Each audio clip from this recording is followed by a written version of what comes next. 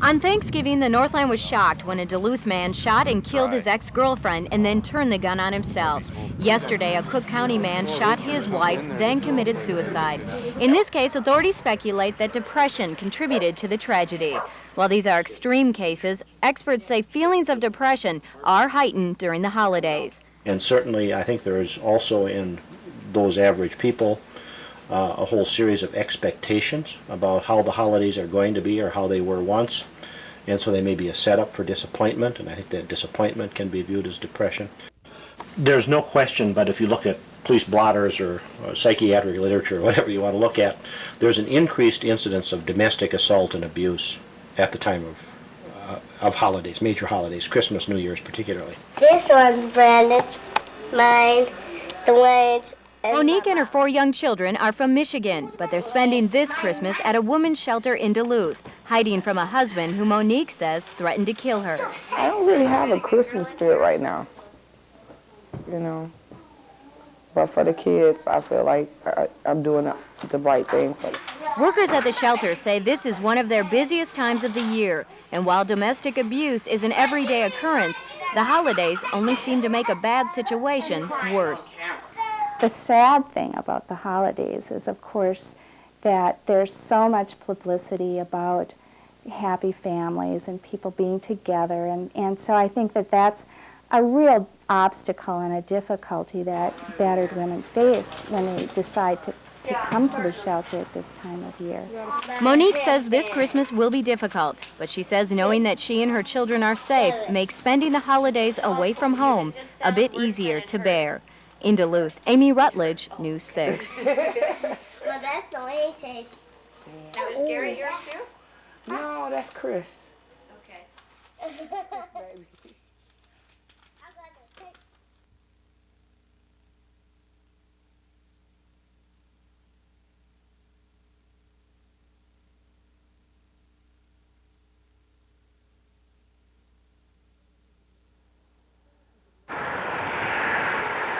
Thousands of Northlanders are expected to make that trip over the river and through the woods to grandmother's house or other destinations over the next few days. That trip could turn treacherous if you experience car problems, particularly since the weather is expected to get extremely cold. But those problems don't have to be deadly if you take a few simple precautions. It's important that you are prepared for the worst, though most of us feel it will never happen to us. Roadway emergencies can and do happen.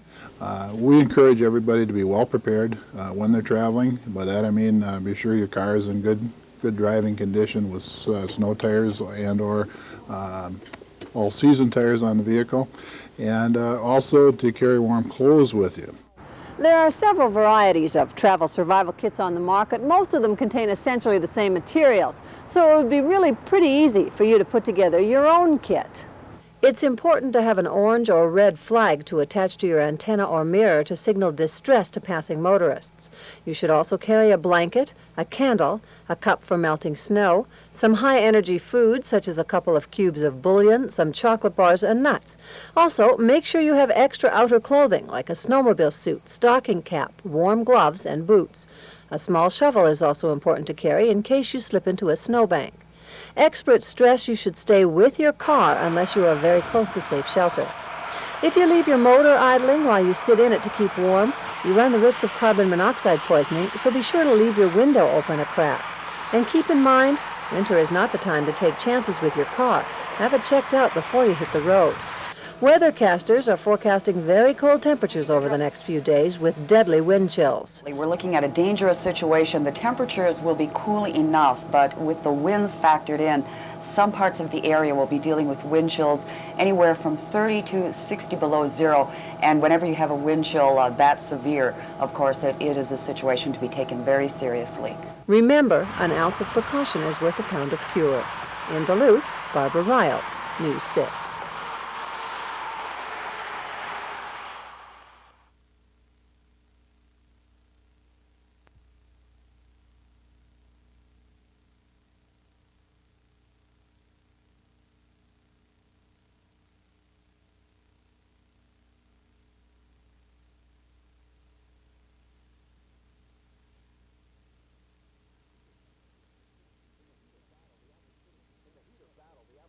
In the heat of battle, the average citizen can express their opinions to their local leaders.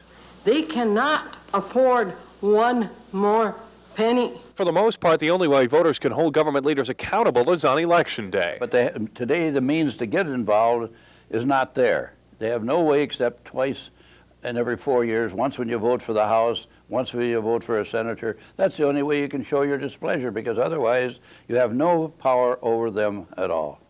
As a lobbyist in St. Paul for 41 years, Harry Newby has seen legislators come and go. And despite the promises of freshman legislators to address reforms, he says making changes is difficult. He also says the founding fathers wanted it this way. And so the elite is always the organized minority. Here's the other key, always runs the unorganized majority. And so they didn't trust the power structures, wanted to run it the way they wanted to. So Harry is trying to make a change. He's circulating a chain letter to get people excited about changing government. He draws people's attention to the hot issues of term limits, property taxes, the inability of citizens to put referenda on state ballots, and one of his favorites, changing to a unicameral legislature. With two houses, says Harry, the real decision-making happens in a small group of powerful people in the conference committee. When you have conference committees, really the public doesn't know there are three houses, the Senate, the House, and the conference committee, and that's 5 senators, 5 House members. They go behind locked doors sometimes, and the press can't even get in. So how do you know what's going on? If more people respond to the chain letters, petition drives will be started, and perhaps some changes may lie ahead. In Duluth, Derek Hines, News 6. Because I've used it myself. Sure.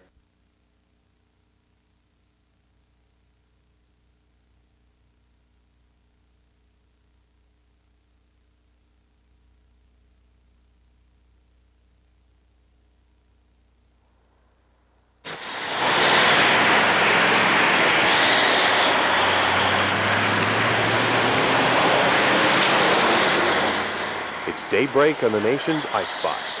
The roads are clear. It was too cold to snow overnight. The town thermometer optimistically claims 17 degrees below zero. The actual temperature is closer to minus 25. Local residents are getting ready to face the day. This is a town that knows how to deal with winter. There is a reason car battery companies do their testing here.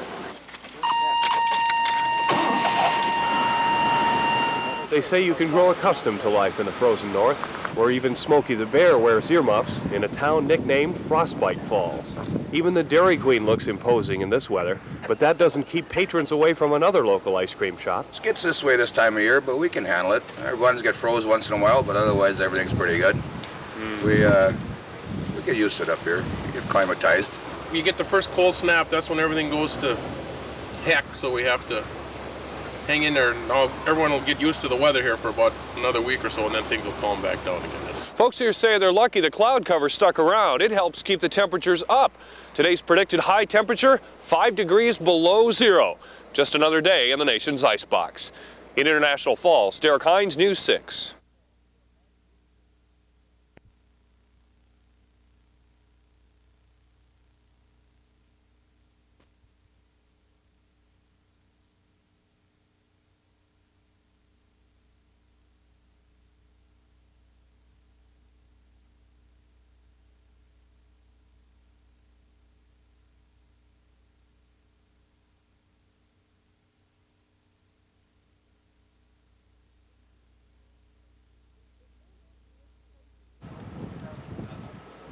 It may not be as cozy as his workshop at the North Pole, but old St. Nick found the post office in Duluth much to his liking as he loaded up his sleigh, or rather truck.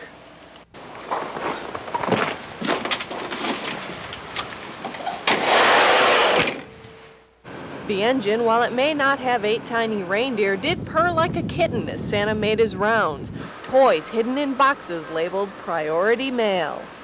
Merry Christmas. Thank you. Yep.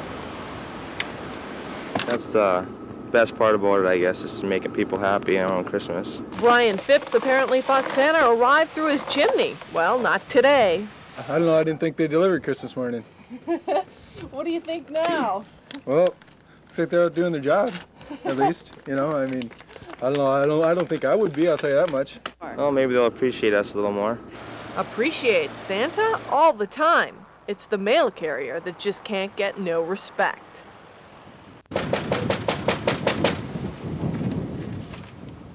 In Duluth with Santa Claus, Heather Filkins, News 6.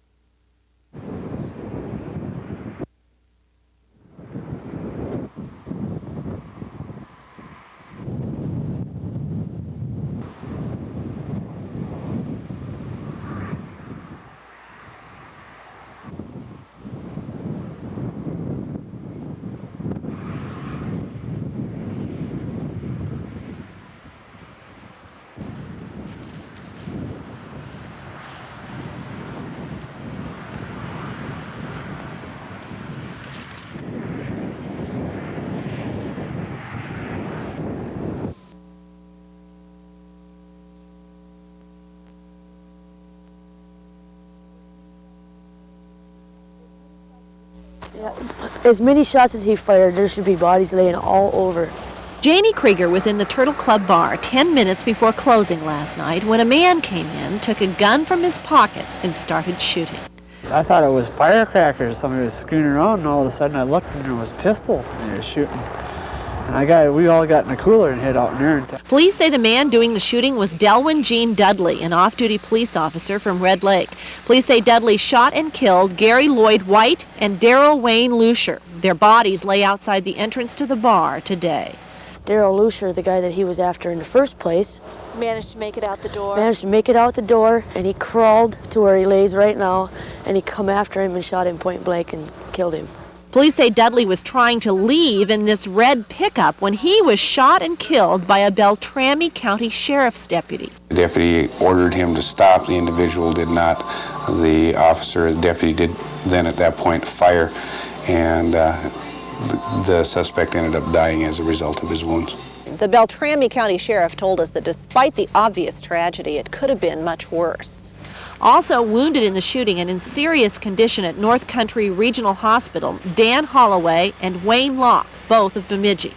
A BCA agent on the scene said the incident started as a domestic, but refused to give details pending investigation. Another officer here today said he'd been friendly with Dudley for 18 years, adding, something must have snapped.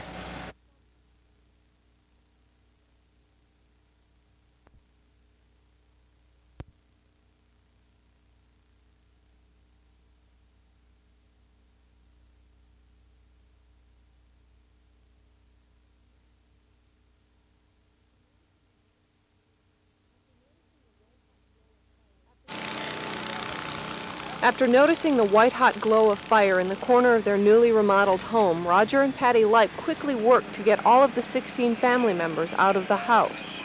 And he got up and him and his wife woke everybody up and got everybody out, they thought.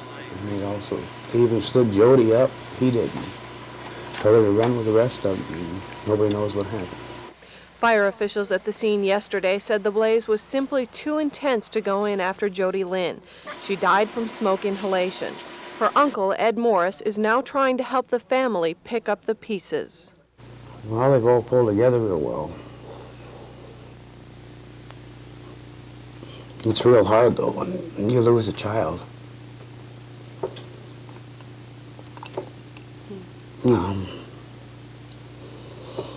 But everybody's come together. Everybody's really come together, helping everybody. And I'm thankful for that.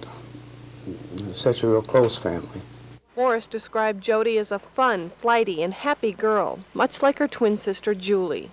Julie and Jody were always together. They're always playing together, school together. It's going to be really, really hard.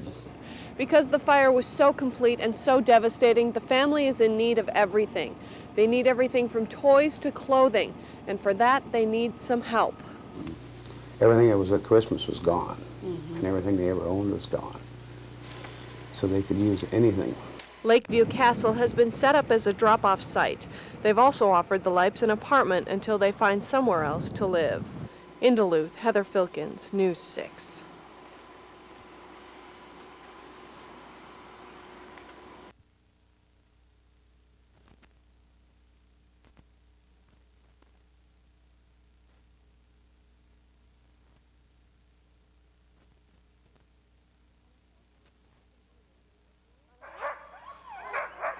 On a site not far from Ely, there is a world within a world.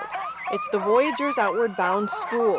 While the summer months find hundreds of people here at a time, the winters are much quieter. Well, the biggest thing is spending time with people who enjoy sort of stretching themselves and testing their limits and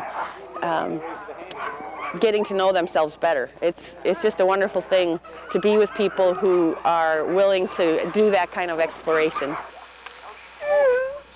Each year, students sign up for expeditions that combine cross-country skiing and dog sledding. Sprocket here is one of the husky dogs from the Mawson Station in Antarctica. Last year, a treaty was ratified stating that all non-indigenous species should be removed from the continent by 1994. The Australians chose North America for the dog's new home. Good boys. Push up. Come on, boys. Good boys. Jump on. Good boys. Good girl, Bundy. Mush it up. Good girl. Mush it up, Bundy. Dave Pottage is one of the Australian dog sledders who arrived just this past month. It's easy to see his love for the animals.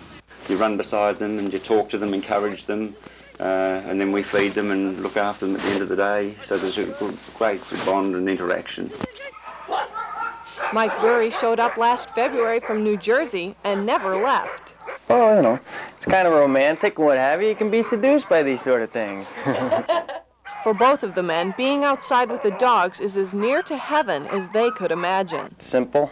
It's basic. You travel, you work hard during the day, and you enjoy your food at night. You go to sleep and get up and do it again. There's a definite action and reaction. So that's what I like about it. It's just the simplicity of it, which is good, and great sense of achievement of doing something that's a little bit different. Very healthy work. You get physically fit, and just at peace with the world, really.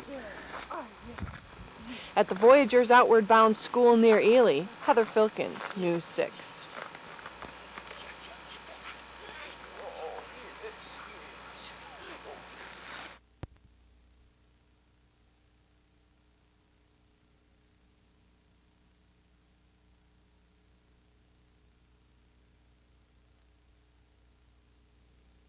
To be there from May through September industry. No question about it. And it has a lot to do with the fact. And as long as the rural area has adequate services, particularly medical services, and adequate access to shopping areas, then sometimes the rural area can replace its loss of population from dwindling agricultural jobs by attracting new retirees.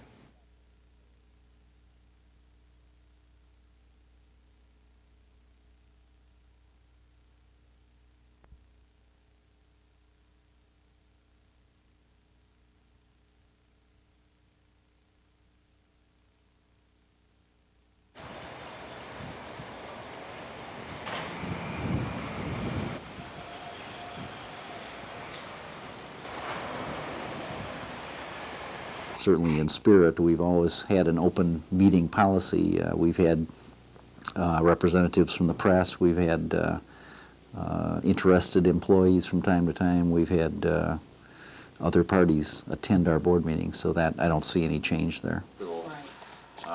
We're going to tax you if you have insurance or if you have... Get some kind of taxation from either the city, county, state, feds, someone to...